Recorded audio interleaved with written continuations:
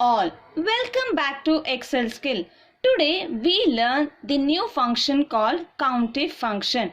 Here I have the situation of the employee code and the date of birth of each employee code and their respective age. Now I have to count all these employee codes starting with INT. If I had to calculate each IND, I have to choose the record and then count. It will be more tedious job. So instead I can use the usage of COUNTIF formula. I can get this within the fraction of seconds. So now let us start how to do this.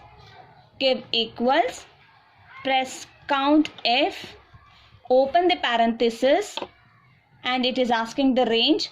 Select the range of your data set, give comma, open the inverted comma and give the criteria as IND followed by the asterisk and close the inverted comma and close the parenthesis.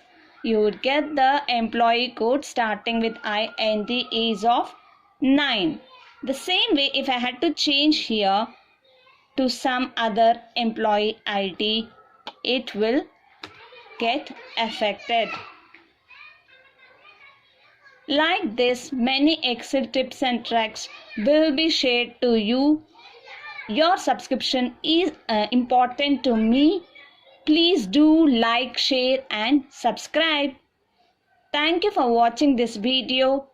I will come up with many more Excel tips and tricks.